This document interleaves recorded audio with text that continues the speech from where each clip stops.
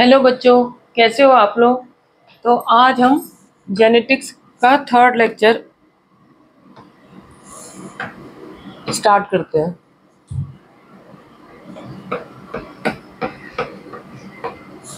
तो अभी तक हमने मेंडल के बारे में पढ़ा था कि उसने 1865 में जेनेटिक्स पे काम करना शुरू किया था, बट 1900 तक उसको कोई रिकॉग्निशन नहीं मिला। अब 1900 के टाइम पर वुड माइक्रोस्कोप्स आने लग गए।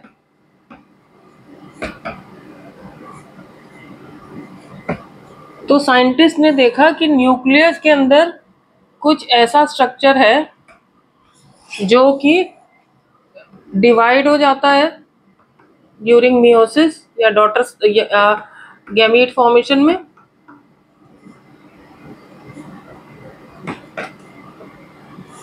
ठीक है, और उसके बाद रिकम्बाइन हो जाता है।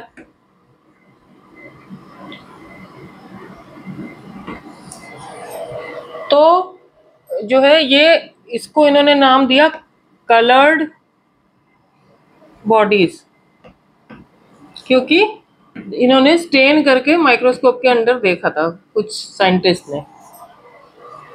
अब दो साइंटिस्ट जो हैं वो जिनका नाम है, ये पूछा जाता है 1902 में, सटन एंड थियोडोर बोवेरी।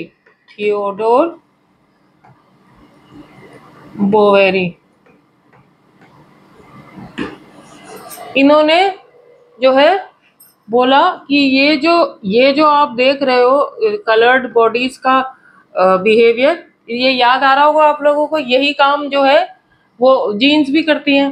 तो इन्होंने एक तो इसको कलर्ड बॉडीज को नाम दिया क्रोमोसोम,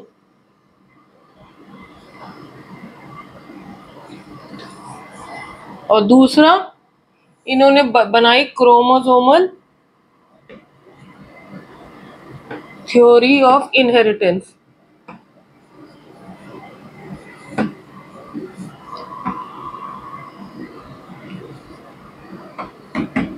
ये बहुत आता है PYQ कि ये किसने दी थी, सटन एंड बोवेरी। क्या नाम है पूरा, Theodor Boveri, Sutton and Theodor Boveri. किस ईयर में, 1902 में। तो ये क्या कहते हैं, ये कहते हैं एक बात तो कि इसने ये जाना कि क्योंकि ये इनका कलर्ड बॉडीज का बिहेवियर जो है सेम लगभग है एज जीन्स, तो उन्होंने बोला कि द जीन्स, जिसको कि मेंडल ने फैक्टर्स का नाम दिया था, दे अकर ऑन क्रोमोसोम्स।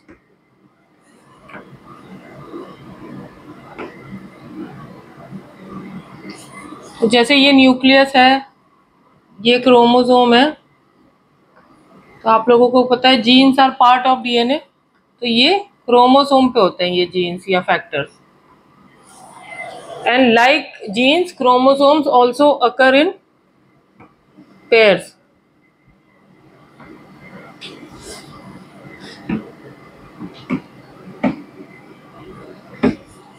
और तीसरा कि ड्यूरिंग मियोसिस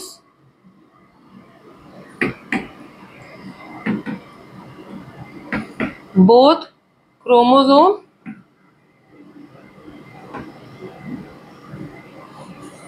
एंड फैक्टर्स या jeans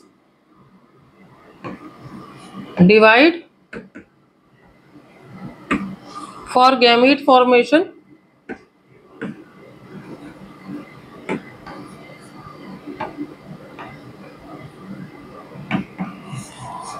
and again recombine.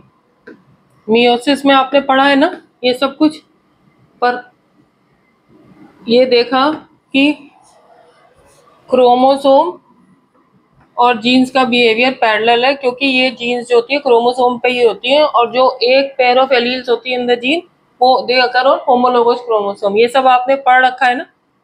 This is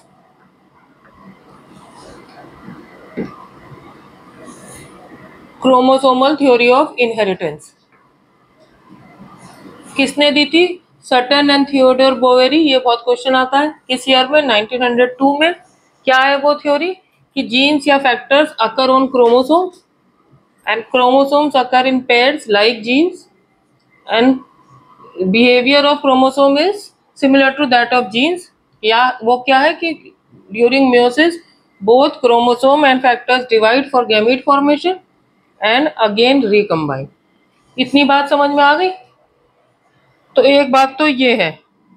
अब हम देखें, हमने जो पिछले लेक्चर में इसके मेंडल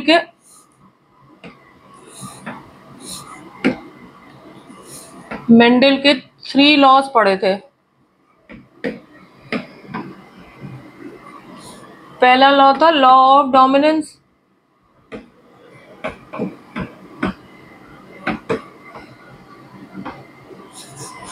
उसका एक्सेप्शन थे 2, कोडोमिनेंस एंड इनकम्प्लीट डोमिनेंस।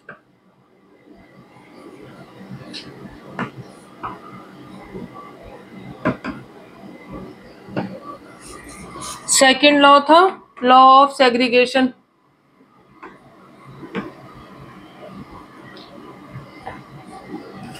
इसके नो एक्सेप्शन नॉर्मली, अगर एक्सेप्शन होता है तो डिजीज होती है। And third law is law of independent assortment.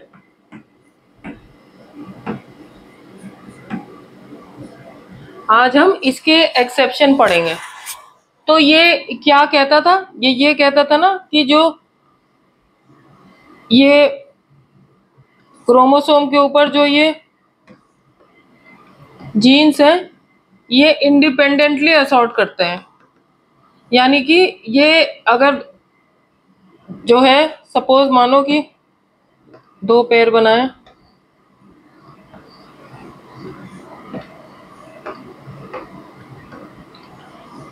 ये वाला जीन इससे भी मिल सकता है, जाके इससे भी मिल सकता है, ये सिमिलरली ये इससे भी मिल सकता है, इससे भी मिल सकता है। इससे लॉ ऑफ इंडिपेंडेंट असॉर्टमेंट्स अप्लाई करके हमें जो F2 में रेशियो मिला था वो 9:3:3:1 मिला था, याद है? लेकिन जो है एक साइंटिस्ट था मॉर्गन,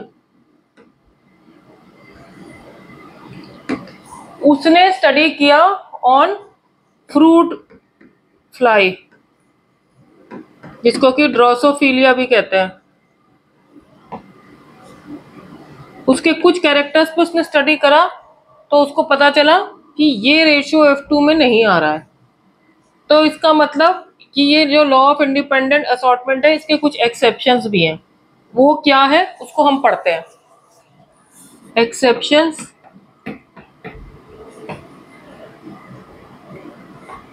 एक तो है लिंकेज,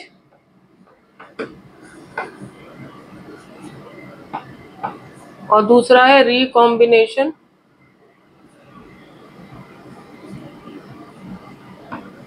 या क्रॉसओवर। एक्चुअली ये क्रॉसओवर इतना एक्सेप्शन नहीं है, लिंकेज मेन एक्सेप्शन है। ठीक है, तो इसके कारण से इंडिपेंडेंटली असॉर्ट नहीं होता।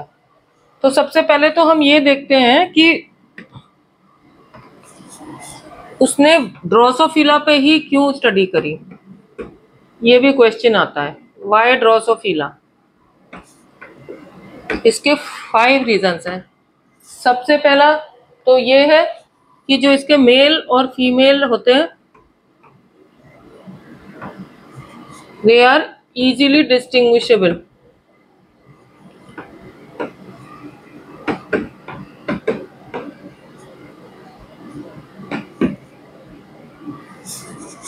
दूसरा रीजन ये है, it can be easily grown in lab medium, क्योंकि लैब में ही हमें स्टडी करनी है ना। तीसरा है इसकी लाइफ साइकिल शॉर्ट होती है, 14 डेज की होती है। तो जल्दी से हमको रिजल्ट देखने को मिल जाएंगे। चौथा रीजन है कि जब इसकी सिंगल मेटिंग से काफी प्रोजेनी निकल आते हैं, मैनी प्रोजेनी।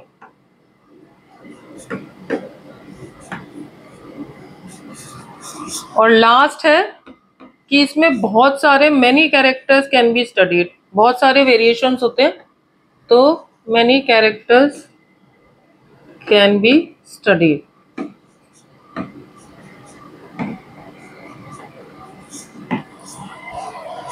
ठीक है, तो इन 5 कारणों से मॉर्गन ने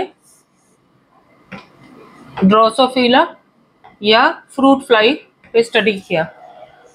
अच्छा, एक बात मैं बताना भूल गई आप लोगों को, एक टेबल दी हुई है क्योंकि क्रोमोसोमल थ्योरी ऑफ इनहेरिटेंस से रिलेटेड है एनसीईआरटी में, तो उसको एक बार देख लीजिए। ये दिया हुआ है ए और B, comparison between behaviour of chromosome and genes, और ये पूछ रहे हैं कि बताओ कौन सा क्रोमोसोम और कौन सा जीन है। तो पहले 2 पॉइंट तो सेम है, पता है आप लोगों को अभी क्रोमोसोमल थ्योरी ऑफ इनहेरिटेंस में ये भी पेयर में होता है, ये भी पेयर में होता है, दोनों सेग्रीगेट करते हैं at the time of gamete formation such that only one of each pair is transmitted to a gamete, segregate at gamete formation and one of pair is transmitted to gamete. तीसरा point समझने का है, independent pairs segregate independently of each other.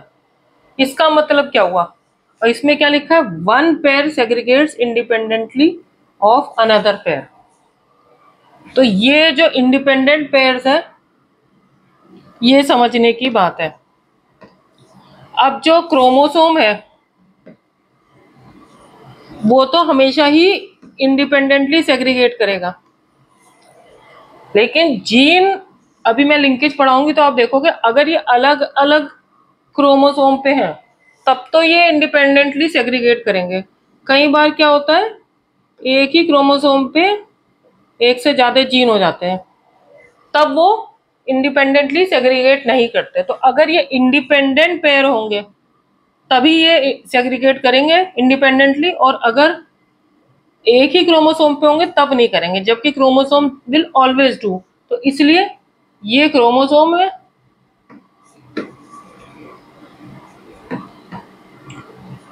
और ये gene है। समझ गए, this word is important, independent pair.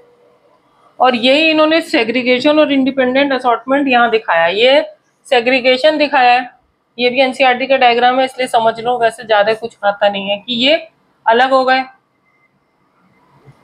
है ना, मियोसिस 1 में एनाफेज में, उसके बाद जो है ये अलग हुए, ये इसके साथ ही चला गया,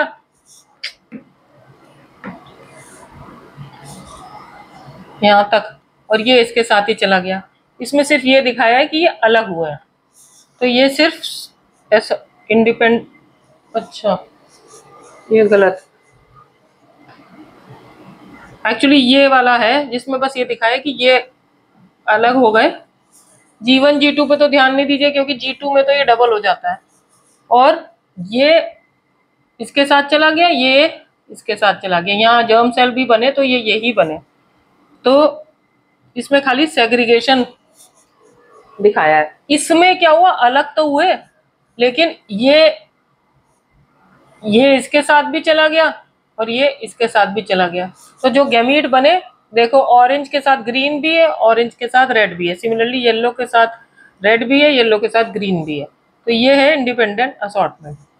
ये एक डायग्राम दिया हुआ था एनसीईआरटी में इसलिए बता दिया है, सिर्फ ये सेग्रीगेशन और इंडिपेंडेंट असॉर्टमेंट बता रहा है जो सेकंड और थर्ड लॉ है। अब हम आगे चलते हैं मॉर्गन पे।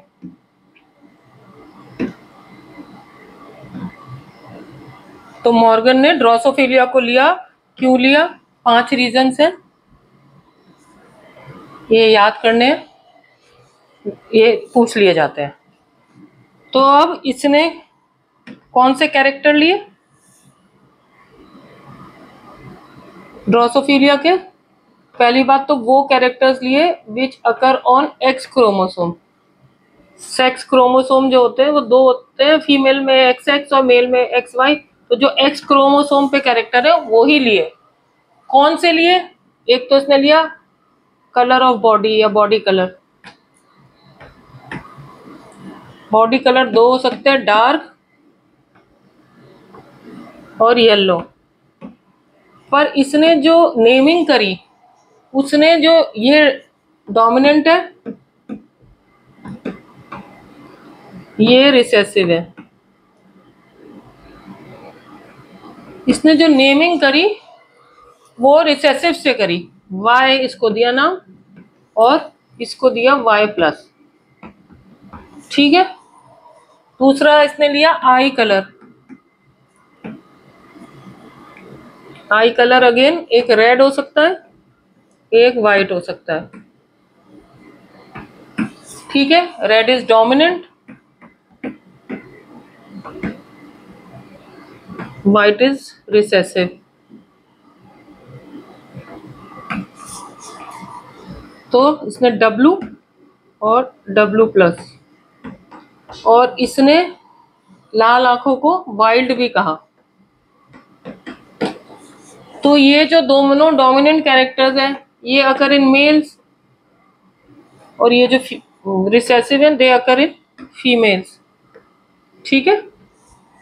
तो अब इससे इसने क्रॉस बनाया। देखते हैं क्या किया, थोड़ा सा समझिएगा इस क्रॉस को।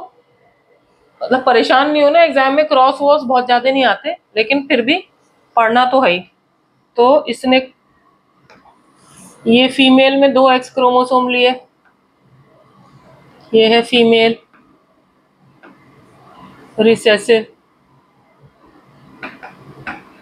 और मेल में 2 लिए, इसने वाई को ऐसे बनाया। ठीक है। तो फीमेल में तो रिसेसिव है, तो कौन सा आया? बॉडी कलर वाई, यानी कि येलो, और आई कलर वाइट। ठीक है। मेल में एक्स में तो बॉडी आई कलर आ गया रेड W+, और बॉडी कलर आ गया Y+, क्योंकि ये मेल है और डोमिनेंट।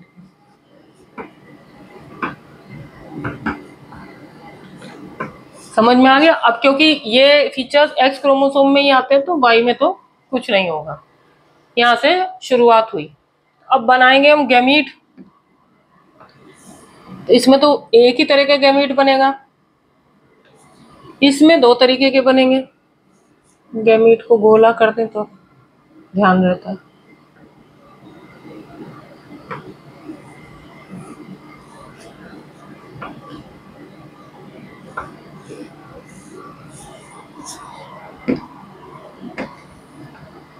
इसमें तो यही बना Y, इसमें Y+, W और W+, इसमें कुछ नहीं। तो अब जो F1 जनरेशन बनेगी वो क्या बनेगी? ये इससे यही होगी ना। तो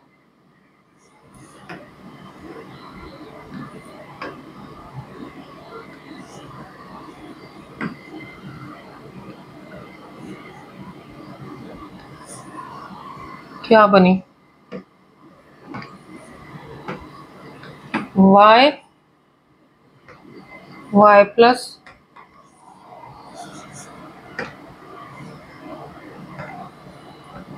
W+,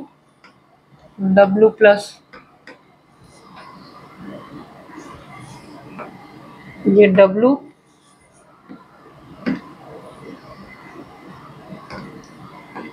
और ये Y। तो अब इसमें क्या हुआ? उल्टा हो गया। जो फीमेल है वो रिसेसिव हो गई, और जो मेल है वो फीमेल जो है वो तो रिसेसिव थी, वो डोमिनेंट हो गई, क्योंकि इसके पास प्लस आ गए ना।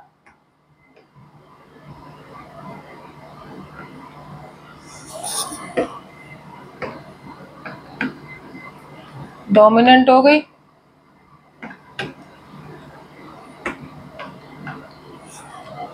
और मेल जो है वो रिसेसिव हो गया। समझ में आ रहा है? ये है F1 जनरेशन। ठीक है, तो अब जो है, एक तो जो मेंडल ने काम किया था और लॉ ऑफ डोमिनेंस उसने जो दिया था, उसने क्या कहा था कि एक ही फीचर प्रेजेंट होगा F1 प्रोजेनी में जो कि डोमिनेंट पेरेंट से रिजेंबल करेगा। पर यहाँ ऐसा नहीं है, यहाँ जो है दोनों फीचर आए हैं, बल्कि उल्टा हो गया, फीमेल में डोमिनेंट आ गया और मेल में रिसेसिव आ गया। तो ये this is different from Mendel.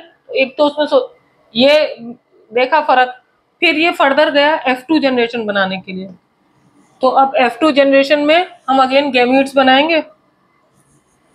चलो यही करते हैं। क्या फीमेल का क्या था?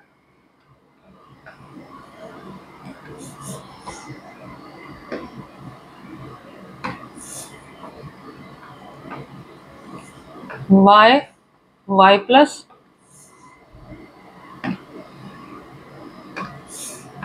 w plus. समझ में आ रहा है ना आप लोगों को? एक बार ये क्रॉस समझ में आ गया फिर कोई दिक्कत नहीं है। हालांकि ये एग्जाम में नहीं आता क्योंकि इसमें टाइम लगता है, उतना टाइम तो कॉम्पिटिटिव एग्जाम में नहीं होता। इसमें y और w, ठीक है। तो अब इसके गैमेट्स बनेंगे तो क्या बनेंगे? यहां से दो प्रकार के गैमेट्स बने, यहां से भी दो प्रकार के बने।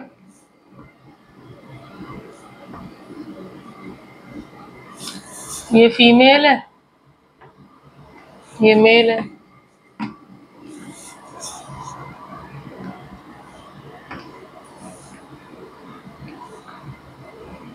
y प्लस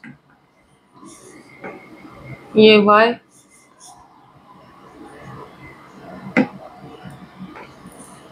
w प्लस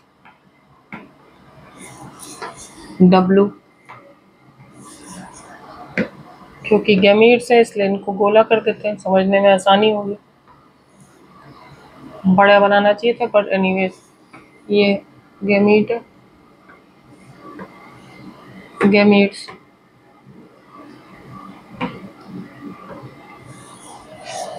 ठीक है, अब हम इसका स्क्वायर बना लेते हैं।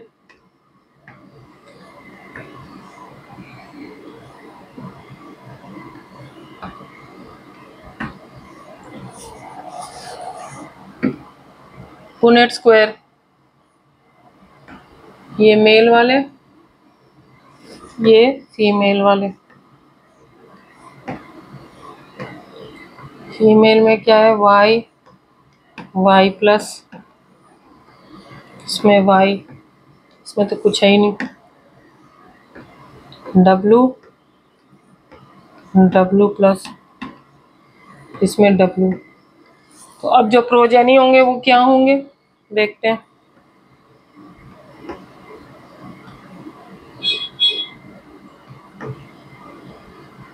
यहाँ पे फीमेल प्रोजेनी होंगे, यहाँ पे मेल प्रोजेनी होंगे।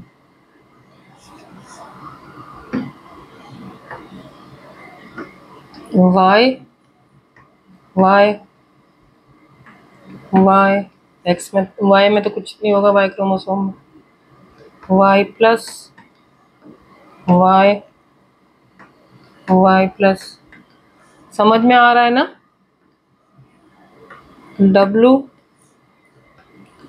प्लस, नहीं w ही होगा इसमें, इसमें w, इसमें आएगा w plus w and w plus. तो इससे हमें क्या पता चला? जो दो फीमेल्स हैं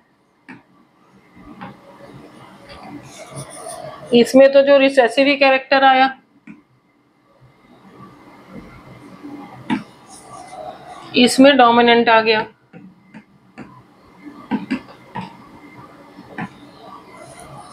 और सिमिलरली मेल्स में भी समझ गए बोथ।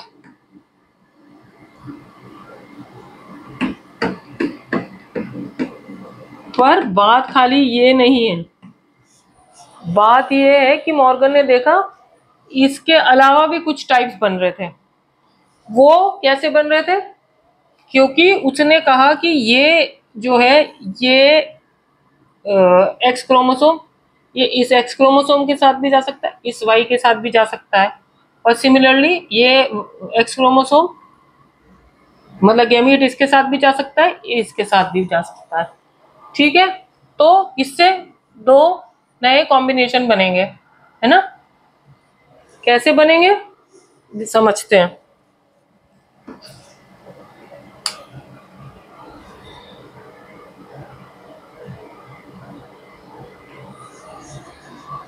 पहले तो हम गैमीट बना लेते हैं। इसमें क्रॉस ओवर हो गया ये और ये, तो अभी हमारे जो ये दो गैमीट थे इसके अलावा दो नए गैमीट क्या बने? फिर मैं नेक्स्ट पेज पे पुनेट स्क्वायर बनाती हूँ।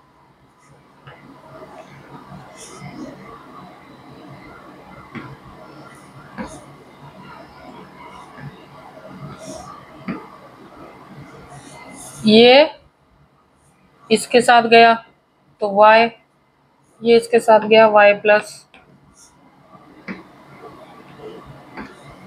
इसके साथ गया y w प्लस, और ये इसके साथ गया y प्लस w। समझ गए? तो ये खाली ये है दो प्रकार के गैमेट नहीं बने, ये दो और प्रकार के बने। अब हमने इनसे पुनेट स्क्वायर बनाया, अगले उसमें बनाते हैं y w plus y plus w। ये बनाया हमने पुनेट स्क्वायर।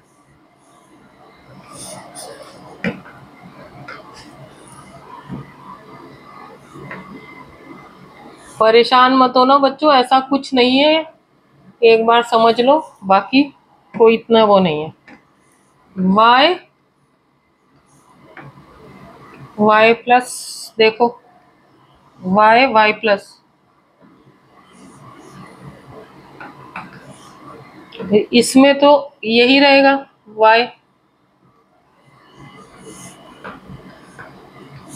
अब इस रिसेसिव के साथ डोमिनेंट आ जाएगा w प्लस, इसके साथ रिसेसिव w, और ये तो रिसेसिव ही रहेगा।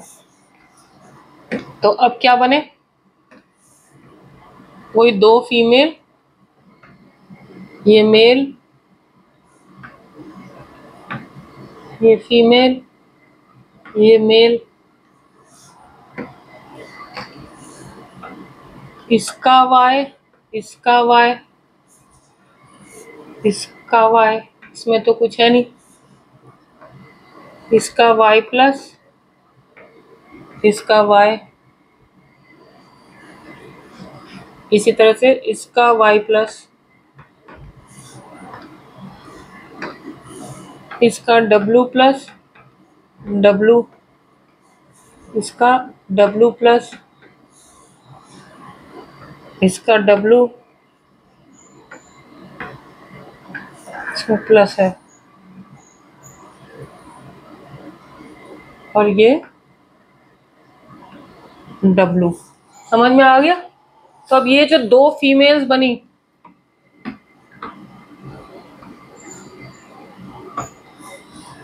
ये किस उनमें क्या आया? ये क्या है? पहले वाले में wild I, W is dominant and yellow skin. पहली वाली में वाइल्ड आइज को मतलब डार्क आइज, सॉरी वाइल्ड भी कहते हैं इसको, पर डार्क आइज मतलब ये फर्स्ट फीमेल है। और दूसरी में क्या हुआ?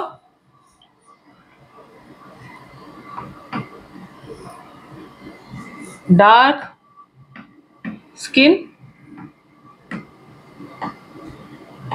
And white eyes. समझ रहे हैं? मतलब कि एक डोमिनेंट कैरेक्टर एक रिसेसिव, अगेन एक डोमिनेंट कैरेक्टर एक रिसेसिव। इसी तरह मेल्स में हुआ, पहला मेल कैसा हुआ, dark eyes and yellow skin, और दूसरा हुआ ये dark skin and white eyes.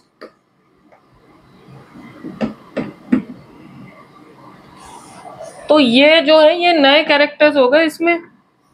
Female में भी एक डोमिनेंट एक रिसेसिव, ये एक डोमिनेंट एक रिसेसिव, ये एक डोमिनेंट ए रिसेसिव डोमिनेंट रिसेसिव, ठीक है।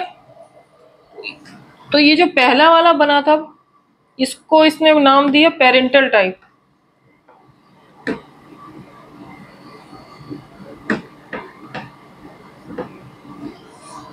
दूसरे को इसने नाम दिया रिकॉम्बिनेंट टाइप।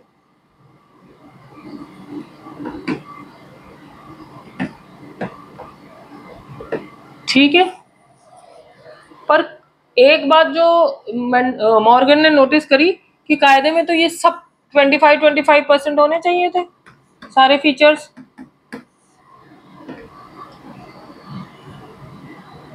ये 25%, ये 25%, पर ऐसा हुआ नहीं।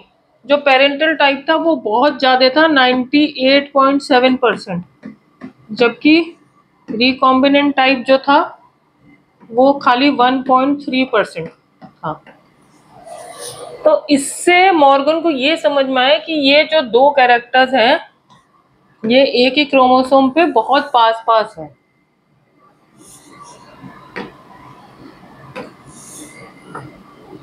Y and W। तो ये जब गैमीट बनाते हैं तो ये पूरी तरह से अलग नहीं हो पाते हैं, आपस में लिंक्ड रहते हैं, तो इसी को कहते हैं लिंकेज। और इसी वजह से ये रिकॉम्बिनेंट टाइप इतने कम हुए और पेरेंटल टाइप इतने ज्यादा हो गए। तो अब उसने फिर टर्म कॉइन करा मॉर्गन ने, दो डिस्कवर भी करे और कॉइन भी करा, लिंकेज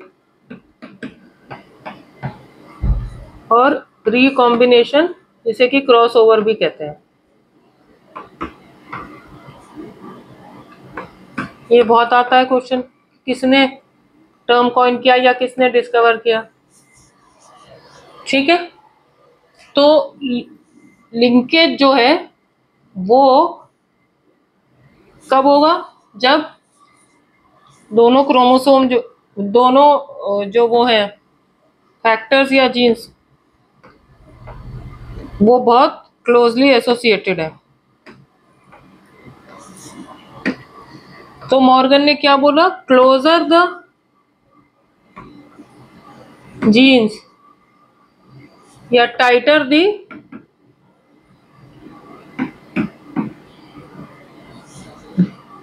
जुड़ना, मतलब tighter they are connected, more chances of linkage। Indirectly समझे तो linkage is indirectly proportional to the distance between two genes. यही बात हुई ना।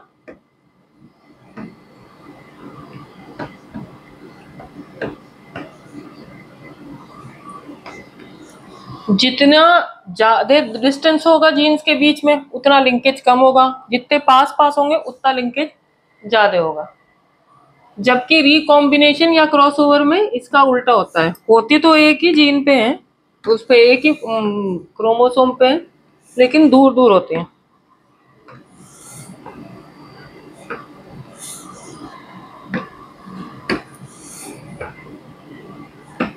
ठीक है, तो ये बात को इनडायरेक्टली समझे तो recombination is directly proportional to the distance. या क्रॉसओवर भी बोलते हैं, कभी कभी क्वेश्चन में क्रॉसओवर भी आ जाता है। Directly proportional to distance between two genes, तो इसलिए farther the genes more the recombination, looser they are bound more the recombination, और ये जितने टाइटली बाउंड होंगे उतना ज्यादा लिंकेज होगा। तो एक तरह से ये दोनों एक दूसरे के उल्टे हैं। तो बात शुरू हुई थी किससे, कि एक्सेप्शन टू थर्ड लॉ वो है लिंकेज, इसी वजह से नए फिनोटाइप यहाँ पे मिले हैं ये वाले। ठीक है, अब रिकॉम्बिनेशन देखने के लिए फिर मॉर्गन ने दो कैरेक्टर्स फिर से लिए। एक तो वही रखा आई कलर, आई कलर था कि बॉडी कलर था,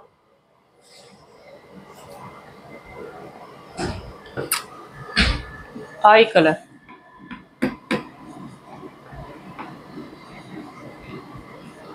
वही डार्क वो रेड या वाइल्ड,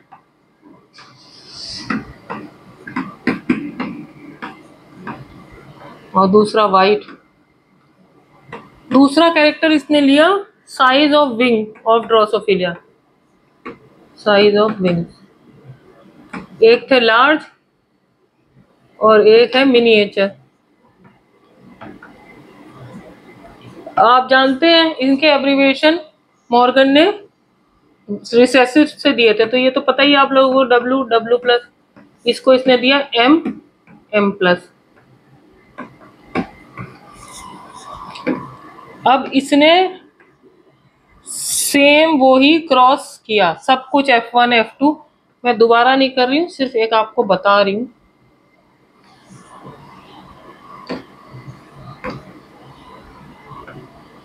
फीमेल रिसेसिव होती है तो W,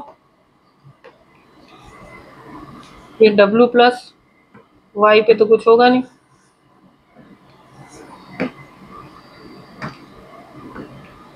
ये miniature, miniature, miniature plus M plus मतलब लार्ज। तो जब इसने फिर F1 F2 जनरेशन बनाई, तब इसने क्या पाया, इसने ये पाया कि जो इस बार पेरेंटल टाइप थी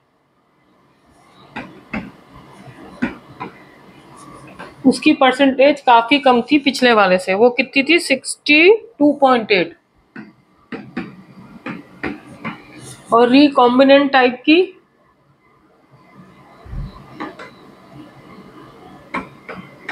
इससे काफी ज्यादा थी, कितनी आई, 37.2। तो ये डिफरेंस क्यों हुआ, ये डिफरेंस इसलिए हुआ कि इसमें जो ये दोनों जीन्स हैं ये दूर दूर है, तो इसका मतलब इसमें लेस लिंकेज हुआ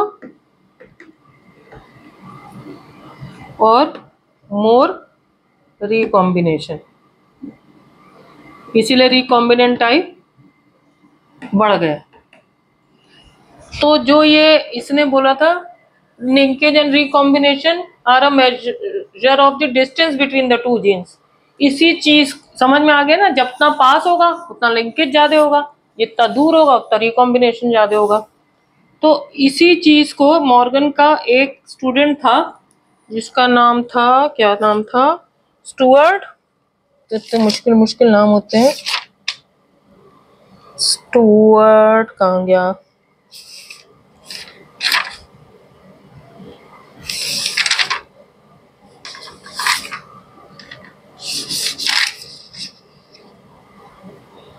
थॉमस, नहीं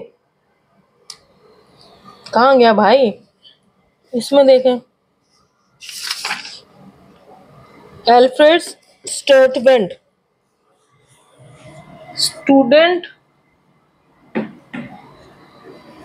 ऑफ मॉर्गन, एल्फ्रेड स्टर्टवेंट।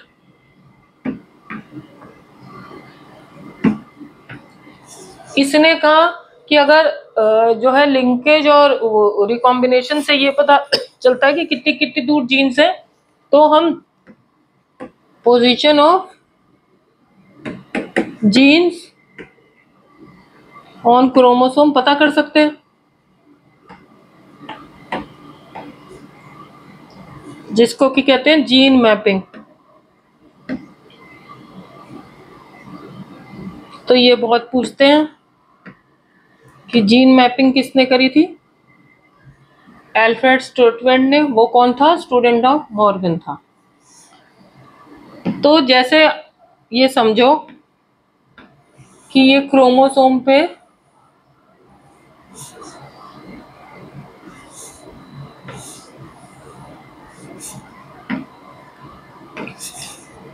ये एक जीन, एक तो पहली बात मैक्सिमम रिकॉम्बिनेशन कितना हो सकता है? 50% ना, इससे ज्यादा तो हो नहीं सकता, क्योंकि आधे में ये रहेगी आधे में वो रहेगी। तो मैक्सिमम रिकॉम्बिनेशन पॉसिबल इज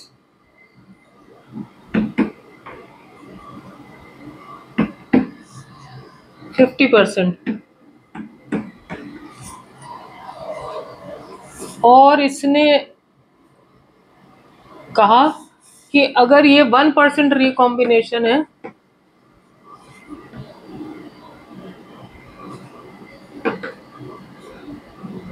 इसका मतलब दोनों जीन्स के बीच में डिस्टेंस है, डिस्टेंस बिटवीन वो टू जीन्स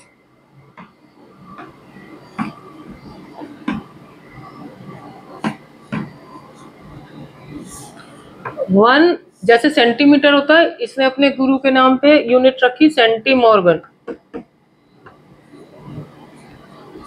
अगर 50% है तो 50 सेंटीमॉर्गन डिस्टेंस हो गया। फॉर एग्जाम्पल ये सिर्फ एग्जाम्पल दे रही हूँ। तो इस तरह से हम जीन की लोकेशन ऑन क्रोमोसोम पता कर सकते हैं, उसी को जीन मैपिंग करते हैं। और इस जीन मैपिंग से आगे चल के जीनोम सीक्वेंसिंग में काफ़ी काम हुआ। जीनोम सीक्वेंसिंग वगैरह हम बाद में पढ़ेंगे। समझ गए? अब 2 टर्म और मैं बता दूं, क्योंकि वो पूछ लिए जाते हैं एग्जाम में। एक तो है linkage group.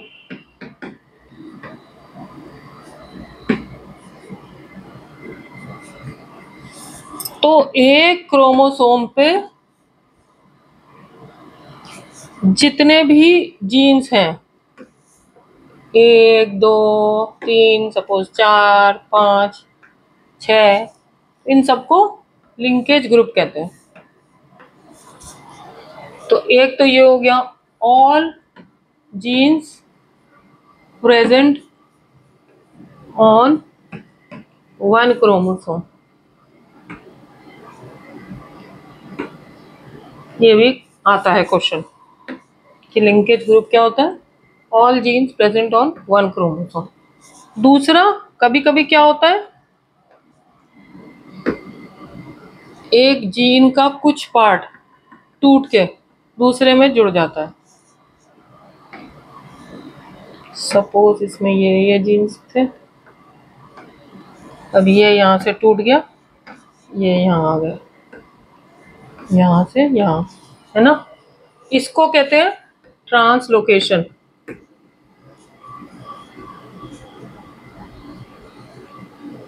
And this is a type of mutation. अभी हम म्यूटेशन आगे पढ़ेंगे, और भी बहुत सारे म्यूटेशन होते हैं, but this is one type of mutation.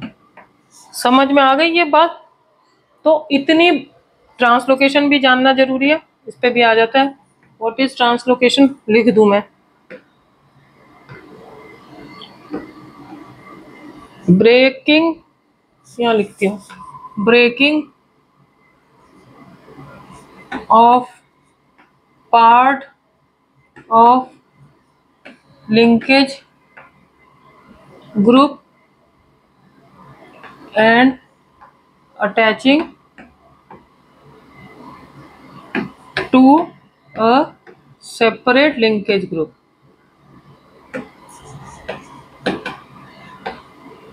समझ गए? इस लिंकेज ग्रुप से टूट के दूसरे लिंकेज ग्रुप में चला गया, and this is an example of mutation. तो भी आज के लिए मैं इतना ही कर रही हूँ, आप लोग परेशान नहीं हो ना?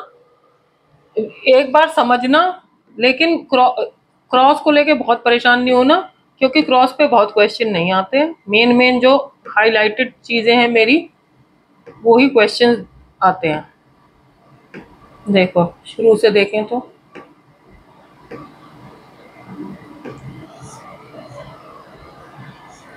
एक तो इन दो साइंटिस्ट का नाम जरूरी है, सटन एंड थियोडोर बोवेरी। क्यों? क्योंकि इन्होंने क्या किया था, क्रोमोसोमल थ्योरी ऑफ इनहेरिटेंस करी थी। कब करी थी? 1902 में। और ये क्या होती है ये? दूसरा एक्सेप्शन टू थर्ड लॉ क्या है? लिंकेज। और वो किसने स्टडी किया था? मॉर्गन ने। किस पे किया था? फ्रूट फ्लाई पे, ड्रोसोफिला पे। क्यों ड्रोसोफिला किया था? उसके 5 एग्जाम्पल पता होने चाहिए। फिर इसने जो कैरेक्टर स्टडी किए वो किस पे थे? एक्स क्रोमोसोम पे। और उनकी लेबलिंग कैसे करी थी? रिसेसिव के हिसाब से, और डोमिनेंट में उसमें प्लस लगा दिया था। और डोमिनेंट वाले को वाइल्ड भी कहते हैं। फिर इसमें F1 जनरेशन जो आई क्रॉस में, उसमें female was dominant and male was recessive. ठीक है। F2 में इसने पुनेट स्क्वायर बनाया, तो 2 तरीके की वो मिले फिनोटाइप। एक तो पेरेंटल टाइप, उसका बहुत ज्यादा परसेंटेज था, परसेंटेज भी याद करनी है, ये भी आता है, 98.7 था। और रिकॉम्बिनेंट टाइप का कम था, 1.3%। क्यों? क्योंकि लिंकेज हो गया था, ये पास पास आ गए। तो ये जानना जरूरी है कि linkage is inversely proportional to distance between 2 genes and recombination is directly proportional to distance between 2 genes. ठीक है। रिकॉम्बिनेशन को क्रॉसओवर भी कहते हैं। फिर ये इसने दूसरे 2 कैरेक्टर्स पे किया, आई कलर तो वही रखा और साइज ऑफ विंग्स उसने एक नया कैरेक्टर लिया। तो अब जो वो मिला उसमें पेरेंटल टाइप, ये भी अगेन परसेंटेज याद रखनी है, क्योंकि वो पूछ सकते हैं कि जब उसने विंग्स और आई कलर पे किया तो क्या परसेंटेज आई। तो ये आई क्योंकि उसमें लिंकेज कम हो गया था, रिकॉम्बिनेशन या क्रॉसओवर ज्यादा हो गया था। फिर स्टूडेंट ऑफ मॉर्गन याद रखना है, एल्फ्रेड स्टर्टवेंट, क्योंकि उसने जीन मैपिंग का वो दिया कंसेप्ट। और मैक्सिमम रिकॉम्बिनेशन भी याद रखना है, पॉसिबल इज 50%। और सेंटी मॉर्गन याद रखना है, जितना परसेंट रिकॉम्बिनेशन है उतना डिस्टेंस है, which is measured in centimorgan. और लास्ट में एक ये लिंकेज ग्रुप और ट्रांसलोकेशन, ये याद रखना। तो एक बार आप लोग जो है एनसीईआरटी से गो थ्रू करिए। अगर कोई प्रॉब्लम है तो मुझे कमेंट सेक्शन में डालिएगा, और प्लीज़ मेरे चैनल को लाइक शेयर सब्सक्राइब करिएगा। थैंक यू बच्चों।